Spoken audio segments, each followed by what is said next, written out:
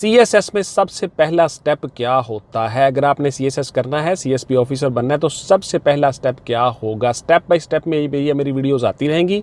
आज की वीडियो सबसे पहले मैं आपको बताऊंगा सीएसएस क्या होता है। आपने सबसे पहले क्या करना है, चीज़ों को गौर से सुनते जाइएगा, नोट करते जाइएगा। आपको ये सारी चीज़ों जो मैं बताने जा रहा हूँ, जो मैंने सीरीज शुरू की है, ये किसी एकेडमी में आपको ये चीज़ें नहीं मिलेंगी। डिटेल के साथ हर चीज़ आपको बताऊंगा और एक एक चीज़ बताऊंगा, एक एक जुमले में आपके लिए सारी चीज़ें होंगी। अस्सलाम वालेकुम व्यूअर्स, मैं हूं रज़ा बुखारी और आप देख रहे हैं बुखारी स्पीक्स यूट्यूब चैनल। तो इस चैनल पे मैं आपके लिए सर्विस ओरिएंटेड वीडियोस बनाता हूं और आपको जॉब के मराहिल बताता हूं। चैनल को सब्सक्राइब करके बेल का आइकन जरूर दबा दें, ये आप ही का फायदा है। मुझे इन चीज़ों की अब ज़रूरत नहीं है। आपको नोटिफिकेशन आ चुका हो और आप कहीं बिजी हैं तो बाद में भी ये वीडियो देख लें। तो सबसे पहले सुन लें जी, CSS is a central superior services exam. Basically it's a job exam under federal public service commission. Pakistan के अंदर ये इम्तहान होता है। ग्रेड 17 में आपको डिफरेंट ग्रुप्स में एलोकेट किया जाता है। गौर से सुनते जाइएगा। फेडरल पब्लिक सर्विस कमीशन के जरिए से आपका एक एग्जाम कंडक्ट होता है जिसमें 3 मराहिल हैं। आपका रिटन है, साइकोलॉजिकल असेसमेंट टेस्ट है और आपका वाइवा और इंटरव्यू है।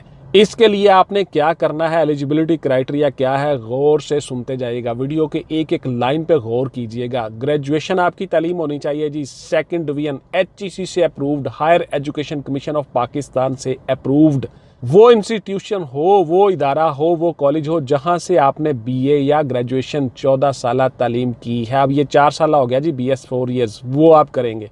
पहले ये BA होता था, ग्रेजुएशन। उसके बाद आप मुकर्ररा तारीख को जब एड्स आएंगी तब आप फेडरल पब्लिक सर्विस कमीशन में सीएसएस के लिए फॉर्म फिल करते हो और अपनी एडमिशन सबमिट करवाते हो तमाम डॉक्यूमेंटेशन के साथ। इसमें मेरी वीडियोस पड़ी हुई हैं, गौर से देख लीजिएगा। सीएसएस पे मैंने बहुत सी वीडियोस बनाई हुई हैं। आपके फॉर्म सबमिट हो गए, अब आपने तैयारी करनी है सीएसएस की। सीएसएस में 600 नंबर आपका कंपलसरी होता है जी, गौर से सुन लें, और 600 नंबर आपका ऑप्शनल या इलेक्टिव होता है जिसको आपने चॉइस करना होता है। 55 और 60 अप्रोक्सीमेटली सब्जेक्ट्स में से कुछ सब्जेक्ट 200 के हैं, कुछ सब्जेक्ट 100 के हैं। उसमें आपने कम्बिनेशन बनाना होता है। हर ग्रुप की अपनी रिक्वायरमेंट्स हैं कि इस ग्रुप में आप कितने ले सकते हो सब्जेक्ट, इस ग्रुप में कितने ले सकते हो। वो डिटेल के साथ मेरी वीडियोस पड़ी हुई हैं। और सीएसएस का कोई भी सिलेबस आप मंगवा लें, यूनिवर्सल वालों का मंगवा लें, इल्मी वालों का मंगवा लें, वर्ल्ड टाइम्स वालों का मंगवा लें, किसी भी जहांगीर्स वालों का मंगवा लें, सीएसएस का सिलेबस डोगर वालों का मंगवा लें, उसमें आपको हर चीज़ मिल जाएगी। और मेरी वीडियोस भी डिटेल से पड़ी हुई हैं चैनल पे, वो भी आप देख सकते हो। गौर से देखते जाइएगा, वीडियो को सुनते जाइएगा।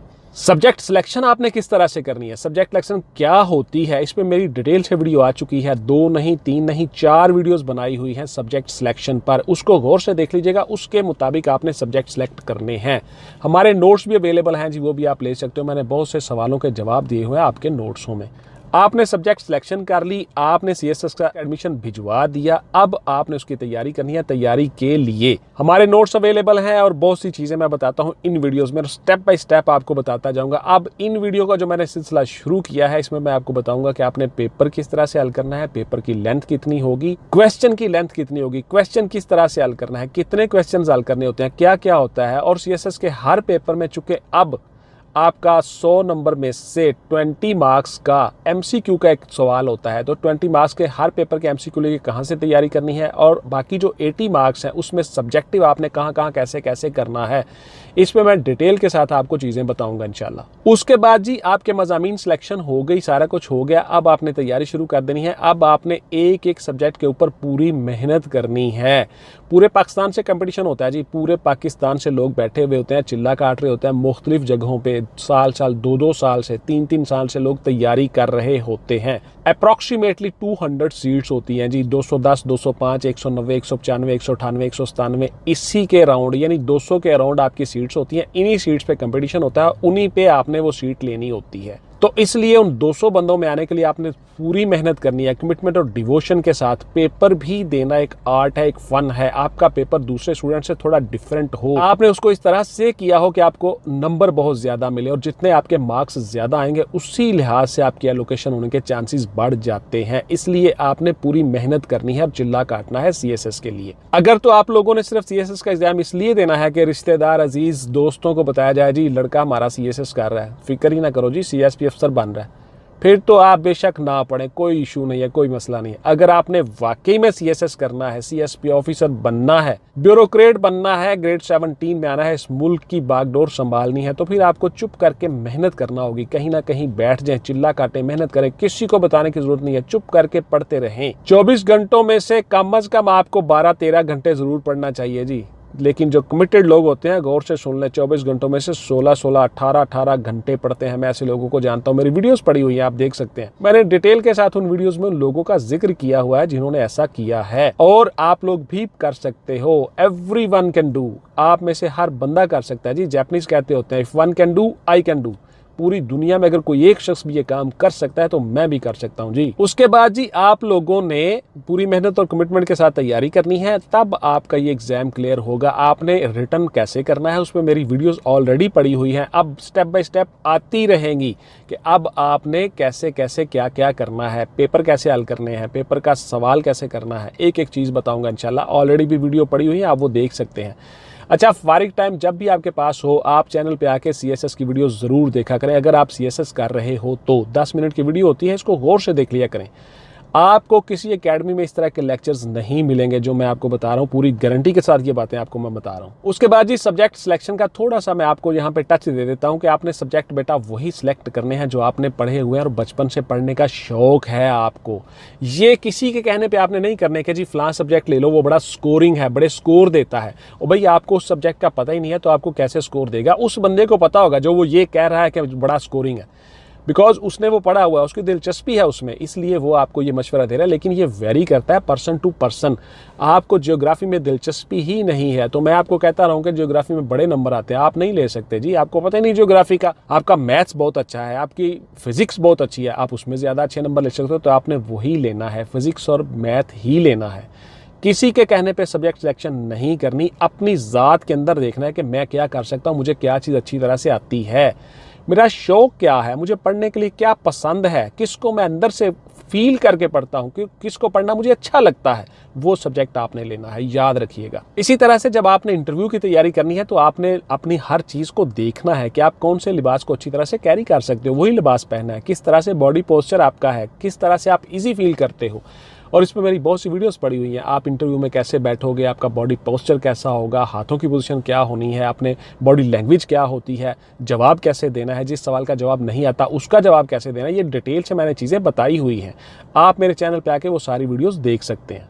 अच्छा जी, सीएसएस में कितने मार्क्स वाले बच्चे पास होते हैं, आपका एक सवाल होता है, तो गौर से सुनते जाइए, इसी वीडियो में बता देते हैं जी। 40% वाला बच्चा पास होता है और ओवरऑल एग्रीगेट 50% होगा तो आपको इंटरव्यू के लिए कॉल किया जाएगा। मिसाल के तौर पर अगर 1200 नंबर है तो 600 नंबर वाला बंदा एलिजिबल हो जाता है, रिटर्न में से आपको इंटरव्यू के लिए कॉल किया जाता है। तो इसलिए 50% आपका एग्रीगेट है जी, और 40% वाला पास होता है। कम से कम 40% नंबर हो एक पेपर में, तब आप सीएसएस में क्वालिफाई करते हो, पास होते हो। लेकिन एलोकेशन के लिए आपको बहुत अच्छे मार्क्स लेने चाहिए जी, आपको 800-900 के करीब जाना चाहिए, तब आप जाके एलोकेशन होती है आपके डिज़ायर ग्रुप में। अदरवाइज फिर आप जो नीचे नंबर आते जाएंगे, आपके ग्रुप नीचे आते जाएंगे, हत्ता कि आप OMG में आ जाओगे, ऑफिस मैनेजमेंट ग्रुप में। ग्रेड 17 ही होगा लेकिन वो ग्रुप नीचे आ जाएगा। और जो नॉइस एंड वैल्यू के हिसाब से बहुत अच्छे ग्रुप हैं, जैसे कि फॉरेन सर्विस है, जैसे कि पुलिस सर्विसेज ऑफ पाकिस्तान है, जैसे कि पाकिस्तान एडमिनिस्ट्रेटिव सर्विसेज है जिसमें असिस्टेंट कमिश्नर आप बनते हो, फॉर्मली ये DMG हुआ करता था, डिस्ट्रिक्ट मैनेजमेंट ग्रुप। तो इन ग्रुप्स में, बड़े ग्रुप्स में कस्टम है, उसके बाद इनलैंड रेवेन्यू है, उसमें इन बड़े ग्रुप्स में आने के लिए आपको फिर बहुत अच्छे नंबर लेने होंगे। डिजायर ग्रुप तभी मिलेगा जब आपके मार्क्स अच्छे होंगे। क्या शादीशुदा लोग भी सीएसएस कर सकते हैं? बिल्कुल आप कर सकते हो जी, इसमें शादीशुदा गैर शादीशुदा का कोई चक्कर नहीं है। ये पाकिस्तान आर्मी की तरह नहीं है जी, कैप्टन बन के ही आप शादी करोगे, आप इसमें शादी कर सकते हो, कोई इशू नहीं है। सीएसएस के लिए सर बेहतरीन डिग्री कौन सी है? तो सीएसएस के लिए भी हर डिग्री अवेलेबल है, हर डिग्री के लोग अप्लाई कर सकते हो। आप लोग सिर्फ ग्रेजुएशन होने चाहिए, सिंपल आप लोग अप्लाई कर सकते हो। सेकंड डिवीजन आपकी होनी चाहिए ग्रेजुएशन में, सब्जेक्ट कोई भी हो। अब आपके जो सब्जेक्ट हैं, जो आपने सब्जेक्ट चॉइस किए हुए हैं, उसमें आपकी क्या कारकर्दगी है, उनमें आपने क्या किया, वो चीज़ें देखने वाली हैं। अब इस पर डिपेंड करता है जी, आपने जो सब्जेक्ट लिए हुए हैं, जो चॉइस किए हैं, उनमें आपने कैसा परफॉर्म किया है। जो मर्जी सब्जेक्ट हो जी, चल जाते हैं, बहुत से लोग ऐसा कहते हैं कि सर मैं क्या इंग्लिश लिटरेचर में मास्टर करके तो क्या मैं CSS आसानी से कर जाऊंगा, क्या मैं LLB करके CSS आसानी से कर जाऊंगा। ऐसा बिल्कुल नहीं है जी, मैं डिटेल से अपनी वीडियोस में बता चुका हूं। जब आप सब्जेक्ट सेलेक्ट करते हो और CSS में परफॉर्म करते हो, मार्क्स लेते हो, उस पर डिपेंड करता है जी। आपकी इंग्लिश ऐसी हो कि आपको चीज़ों को रिप्रोड्यूस करना आए, ग्रामर अच्छी हो, स्पेलिंग मिस्टेक्स ना हो, एटसेट्रा, आप आसानी से CSS कर जाते हो, कोई इतना मुश्किल नहीं है। लेकिन you have to committed your cause, आपको अपने कॉज के साथ पूरा कमिटेड होना होगा, वक्फ करना होगा अपने आप को अपनी स्टडीज़ के लिए, for your cause, for your studies, then you will succeed, आप तब कामयाब होंगे जी। तो इस तरह से आप CSS में आते हो और पहले स्टेप में आप ये सारी चीज़ें करते हो। अब मैं आपको बताऊंगा कि आपका सेकंड स्टेप क्या है, आपने सब्जेक्ट्स को पढ़ना कैसे है, रूटीन कैसे होनी चाहिए आपके सब्जेक्ट की, डेली किस तरह से पढ़ना है, क्या क्या करना है। अब इस पर मेरी नेक्स्ट वीडियो आएगी इंशाल्लाह, उसमें आपको हर चीज़ डिटेल के साथ बताऊंगा। उसके ऊपर जी आपको रिटन फॉर्म में जो हार्ड कॉपीज़ मिलती हैं, आपके जो नोट्स मिलते हैं वो हमारे अवेलेबल हैं, वो आप ले सकते हो, आपको आपके डोर स्टेप पे मिल जाएंगे जी। पाकिस्तान पोस्ट के ज़रिए से हम भिजवाते हैं जी, डाकखाने के ज़रिए। अगर आप स्कर्दू में, गिलगित, गांचे, कहीं पे आप बैठे हुए हैं वहाँ पे पहुँच जाएंगे। बलूचिस्तान, तुर्बत, ग्वादर, पसनी, वहाँ बैठे हैं वहाँ मिल जाएंगे। लस, बेला, बदीन, ठट्ठा, हर जगह पे मिल जाएंगे। KPK में मिल जाएंगे जी। आज़ाद कश्मीर में जहाँ भी आप बैठे हो आपको हमारे नोट्स मिल जाएंगे, आप वो नोट्स से फ़ायदा उठा सकते हो। तो ये थी जी मेरी आज की CSS की पहली वीडियो। फर्स्ट स्टेप पे आपने करना क्या है, इंशाल्लाह सेकंड स्टेप में आपको बताऊंगा कि आपने तैयारी कैसे करनी है, सब्जेक्ट्स कैसे तैयार करने हैं। इंशाल्लाह मिलेंगे जी अगली वीडियो में। टिल देन टेक केयर, अल्लाह हाफिज़ एंड गुड बाय। पाकिस्तान जिंदाबाद।